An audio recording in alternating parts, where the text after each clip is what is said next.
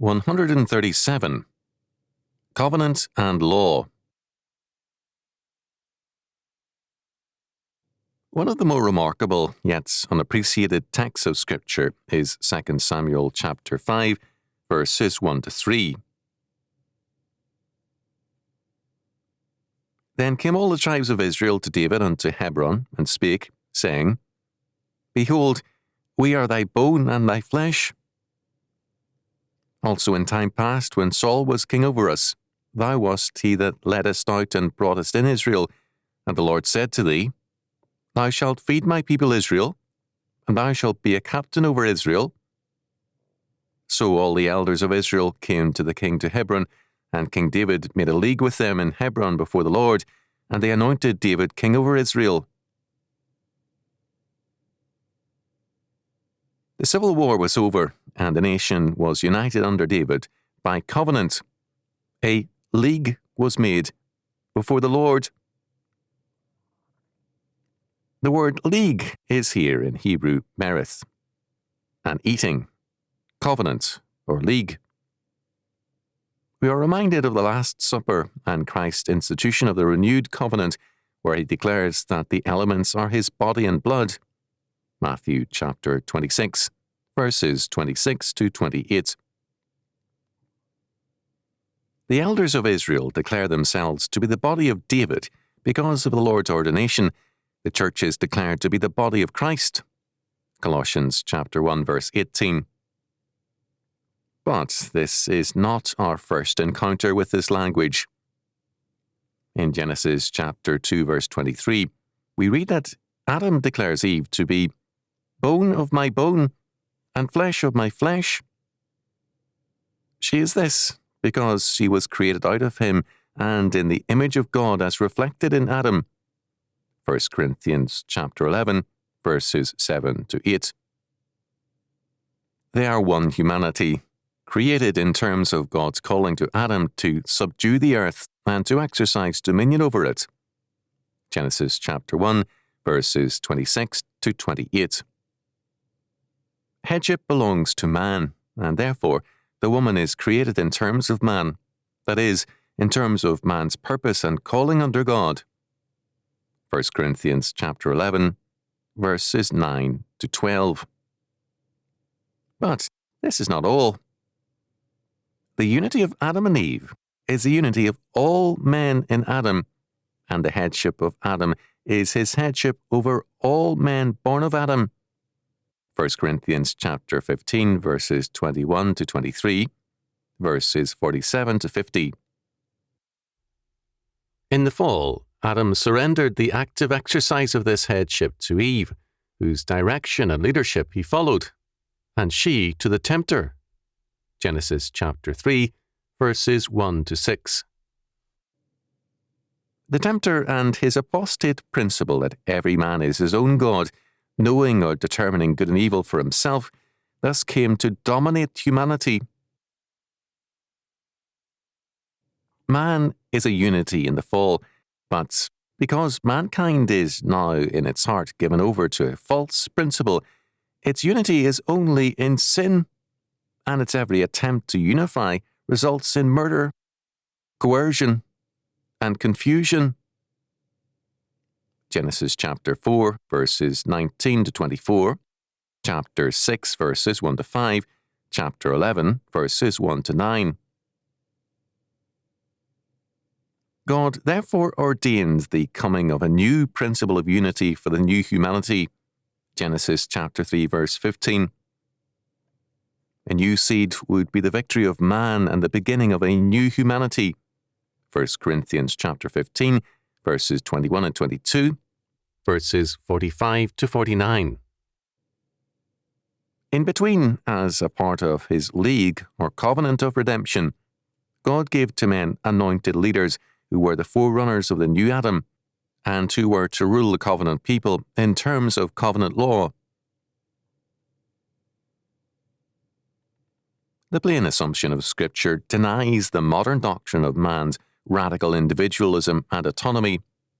Man is not autonomous.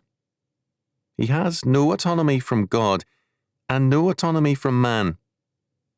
he is at all times a member of a body of humanity, either the old and fallen humanity at war with God, or the new humanity created in Jesus Christ and at peace with God through his atonement. The myth of autonomy denies this unity of man in either Adam or in Christ, which Scripture plainly sets forth. Moreover, history and experience make clear that man is inseparably bound to his fellow men and responds to impulses, emotions, and mass hysterias as a part of his invisible unity. Man, however, rejects this inescapable unity which is of God's creation and seeks to replace it by a humanistic unity of man's creation. Various forms of man-made unity have been attempted. Notable in the 20th century are two attempts, by blood and by law.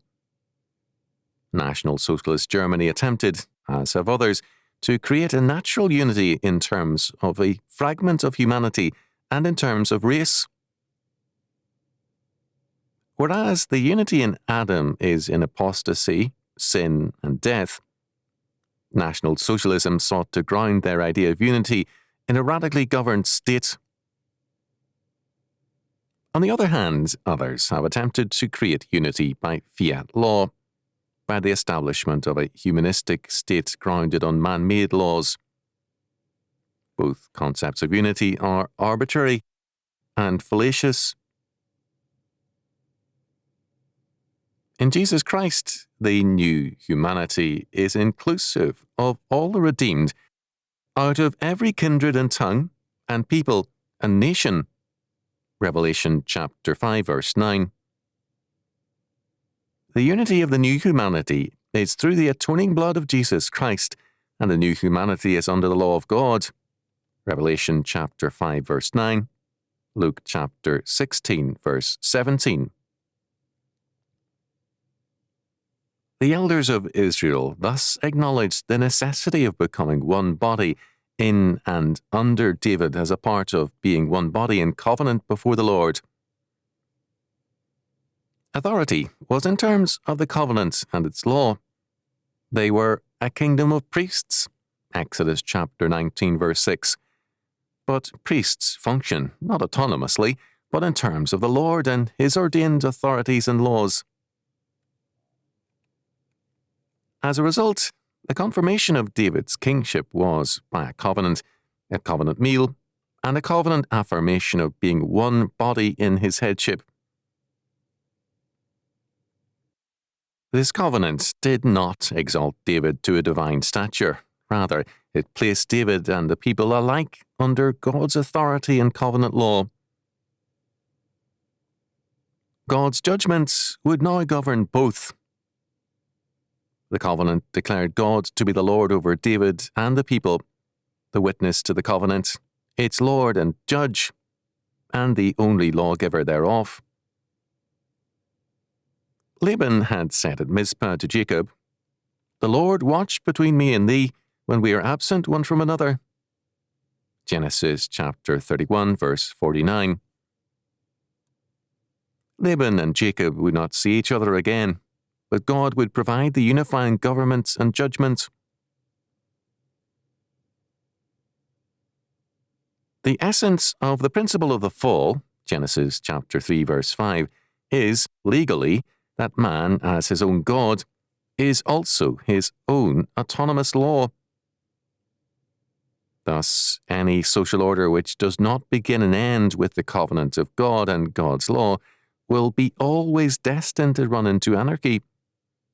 Its basic principle will manifest itself, and the results will be social decay and collapse.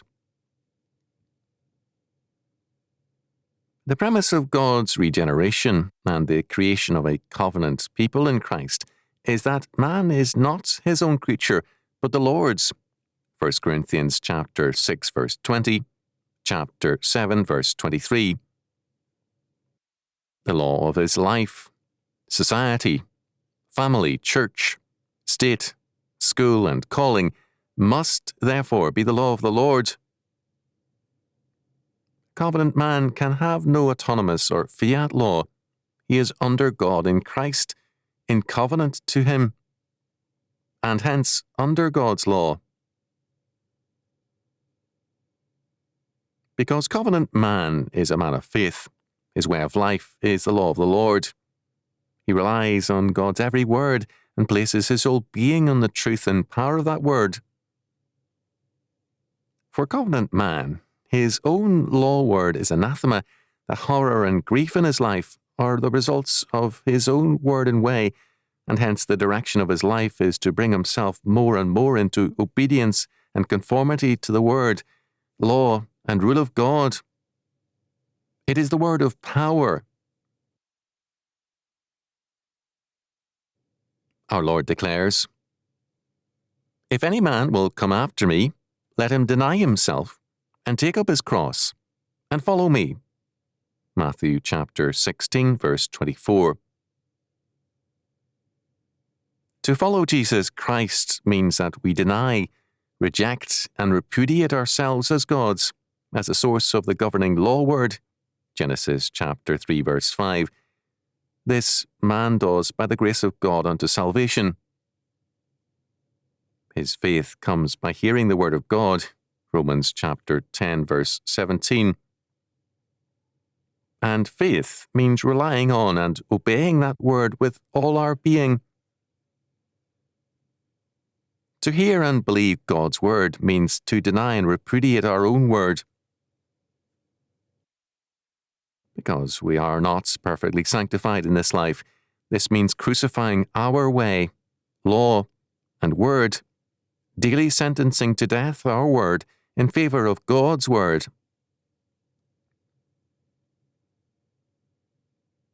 Covenant man is the man of faith.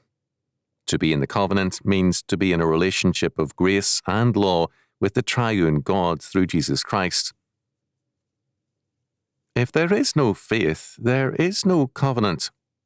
Thus, every attempt to give the covenant some validity in the kingdom of God apart from faith is illegitimate and unsound.